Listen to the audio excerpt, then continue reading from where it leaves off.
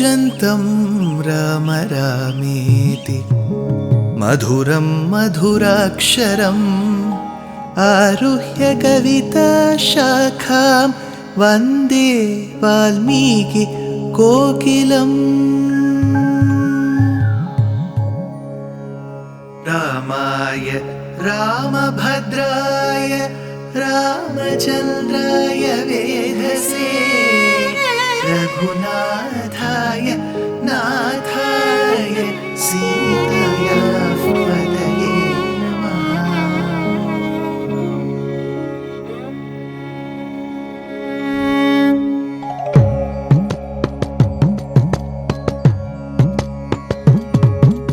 जयत्याश्रितसन्त्रास ध्वान्तविध्वंसनोदयः प्रभावान् सीतया देव्या परमव्योमभास्करः परमव्योमभास्करः।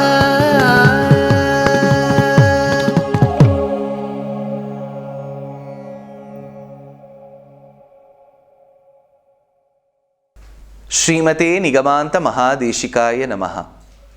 Sita, in her state of pregnancy, was abandoned in the middle of the forest upon the command of Rama by Lakshmana. Looking at Sita cry, the Antaranga Sishyas of Valmiki informed to the Maharishi, and Valmiki, understanding what had happened, took Sita to his ashramam and gave her all the comforts like how a dutiful brother would do to his sister. Valmiki, who was born of the anthill, who is treated as the very son of Mother Earth, housed Sita, who was born on Mother Earth and who is treated as Mother Earth's daughter. So it was a very beautiful brother-sister relationship between the two. While this happened, Valmiki was very doubtful of Rama's acts. He thought for a moment, if the person whom I have revered all along as a repository of all auspicious qualities, how could he do this to Sita? All this, or till this, it is Uttara Kandam, the last canto of Ramayanam. Here, when he was worried as to why did Rama do this, is when the Bala Kandam, the first canto, begins. So Bala, Ayodhya, Aranya, Kishkinda, Sundara, Yuddha and Uttara Kandams, the 7 cantos, should not be treated as a linear chain. It is cyclic. Where Uttara Kandam stops at one particular juncture, Bala Kandam begins. While he was worried, the great ascetic, the great tapasvi called Valmiki was worried. That is when on his own, Maharishi called Narada, who had earlier advised him to recite the name of Mara and made Ratnakara into the resplendent Valmiki, had now come back to Valmiki's ashramam again. That is when the first shloka of Bala Kandam begins. A very important shloka. Tapaswadhyaya niratam tapasvi vagvidam varam Naradam paripapracha Valmikir munipungavam. Tapaswadhyaya niratam. Tapaha alochane dhatu. The one who keeps contemplating or internalizing is called tapasvi, or that process is called tapaha. Tapaha means just doesn't meditation. It is just not meditation. You have to contemplate, realize. Tapaswadhyaya niratam, with intense and immense practice will thus that tapaha be fructified. Tapaswadhyaya niratam, the one who is adept in tapas and swadhyaya. Tapaswadhyaya niratam tapasvi vagvidam varam, the one who is very eloquent, who knows what to speak, when to speak and how to speak. That Maharishi called Narada, Naradam paripapracha, with such questions that were to be put forth to Narada Maharishi. Valmiki Munipungavam, this Valmiki addressed and gave his benedictions and obeisances to that Maharishi called Valmiki, who is Muni Pungava. the one who is the leader of all munis. Mananashilaha munihi, those people who keep thinking are called munihi.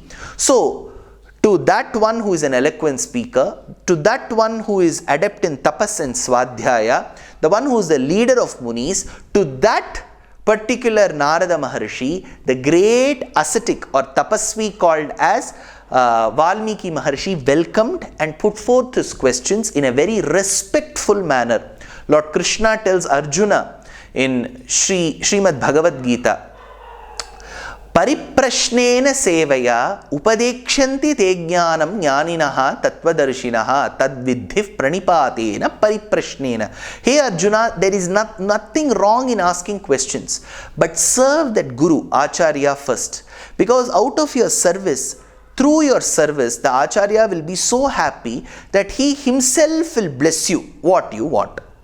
So this particular shloka tells even while questioning we should have so much of humility.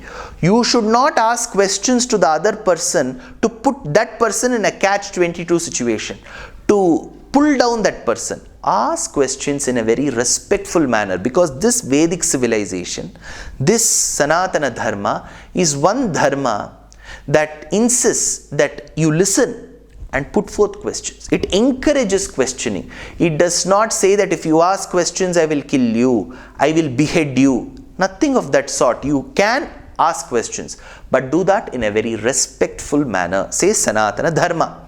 So very respectfully, Valmiki put forth certain questions to Narada, because his doubt was, how could Rama do this? If Rama himself, the one who is revered as Maryada Purushottam, himself has abandoned the pregnant Sita in the forest, what can we advise the other normal primitive mortals and human beings? That is when he asks these questions. Kon vasmin sampratam loke gunavan. Sampratam loke, in this particular world, in the current world, Hey Narada Maharshi, tell me, Sampratam loke, kon vasmin Sampratam loke gunavan. Gunavan. Guna means generally quality. But here the commentator Govindaraja states, Guna means Saushilyam, the ability for a person to mingle with other people in his society despite the disparity in knowledge, wealth and affluence. I could be rich, he could be poor. I could be learned, he could be less educated. But I should move with that person in such a fashion that the other person doesn't even realize this disparity between us. That gunam, that quality is called Saushilyam. So this Saushilyam, this great quality of accessibility of Rama to everyone, is denoted by the word gunam. Kon vasmin sampratam loke gunavan. Valmiki asks Narada Maharshi, who on this earth, now in the current world, has gunavan, Saushilyam, kascha viryavan, the one who has got viryam, very good valor, courage. Dharmagnyascha kritagnyascha, dharmagnaha, the one who is able to distinguish between sadhana or bhakti yogam and Sharanagati or Nyasa Yogam, the one who has a clear demarcation of this hita, that person, Dharmagnyascha Kritagnyascha, the one who is very grateful to his citizens, to his parents, to his teacher, and to all those who have helped him achieve such great heights. Kritagnyascha Satyavakyo Dridhavrataha, Satyavakyo Dridhavrataha, Satyavakya, the one who adheres to truth only. Dridhavrataha, the one who has vowed to keep up his promises. Then he says, Vidwan kakkas samarthascha charitrena chako yuktaha, the one who is adept in good character. Sarva bhuteshu kohitaha, the one who thinks good for all beings around him, just not human beings, dogs, cats, herbivorous, carnivorous. This person should not have enmity or disgust towards any animals or any creations in this world. Sarva bhuteshu kohitaha vidvankaha, the one who can be called a scholar. Kasamarthaha, the one who can be called adept, very smart. Kaschaikaf Priyadarshanaha, the one who is so handsome to look at. Generally, they say beauty without brains, right? Here, there should be brains and beauty. Then he says, Atmavankaha, the one who knows to respect himself. When I say himself, he knows Atma Sakshatkaram. He knows how to meditate upon the Jivatma and thereby understand the Paramatma. Jitak Krodhaha, the one who has won over anger. Dyutiman ko anasuyakaha, the one who is radiant and the one who is not jealous of the achievements of his peers around him. Kasya bibhyati devascha jata roshasya sanyuge. But looking at whom even the celestials, even the devas will fear for a moment. Who is he? Vedam says, that is, Bhishasmad Vatah Pavate Bhishodeti Suryaha. Bhishasmad Agnita Indrascha Mrityurdhavati Panchamaiti. Even Agni, Indra, Yama, they should fear him. Who is he? Kasya Bibhyati Devascha Jataroshasya Sanyuge. Thereby, Narada had to listen to this question where Valmiki had asked, in this present world, who is that person who has got all these 16 qualities? He listed down the 16 qualities, right? It doesn't mean a person can have one out of the 16. He should have all these 16 in its complete form. Who is he? He asked. That is when Narada Maharshi, with a smile, listened patiently to these questions put forth by Valmiki Maharshi. Narada knew why these questions were being uttered or being asked by Valmiki now.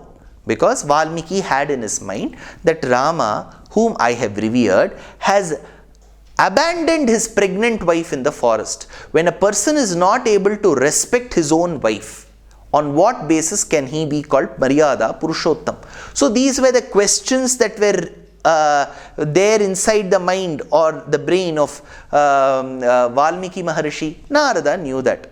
So he then waits for a minute. For a minute he meditates, smiles, experiences within himself, and then says, I will tell you who that person's name is. Now, if he knew who that person who had all these 16 auspicious attributes, Narada should have immediately told the answer. But why did he take that time? The commentator, the Vyakhyata states, when some dish is made in our house, which is very tasty, made with lot of love and dedication, and probably when we make it ourselves or somebody in my house, be it my mother, my wife, my sister, somebody gives it to me, my brother, my father, whoever gives it to me, when I consume it, I will put it inside my mouth, relish it for some time, and then say it is excellent. So, even to give a feedback, you will have to internalize that particular possession. So, the answer was known to Narada Maharshi, but he wanted to internalize the joy of reciting that particular nama. Now, Valmiki was all ears. Sir, please tell me that one person who has got these 16 qualities. What he thought was, I had been thinking Rama was the person, but no more it is Rama, it must be some other person, and Valmiki is about, Narada Maharshi is about to give me that answer. Please tell me, sir, who is that person? Asked Valmiki with all that curiosity. To which Narada Maharshi said, Ikshvaku Vamshav Prabhavaha Ramo Nama Janaishrutaha, the one who has come in the lineage of Ikshvaku. Ikshvaku Kulatilaka, the one who is being revered by his subjects, that person is Rama. Valmiki sat in a element of surprise and shock, because he was all the while thinking it was Rama and then decided it is not Rama and there is somebody else. And when Narada Maharshi says so confidently that it is Rama alone who has these 16 qualities, then Narada was again put forth to a test. What I have been thinking was wrong, or what Narada is saying is wrong? How can I understand that Rama has got all these 16 qualities? With these questions in his mind, he was a bit worried. We shall see what happens to this worried Valmiki Bhagavan in the next episode. Dear Astika reader, I am happy to be authoring a two-part book on the Ramayana in English. The first part is slated for release in the year 2024. The book aims to recreate and retell the Ramayana of Valmiki, conforming to the ancient commentaries and other allied literature. To receive notifications of the book release, kindly register with www.deshikadaya.org/books. Namaskaram.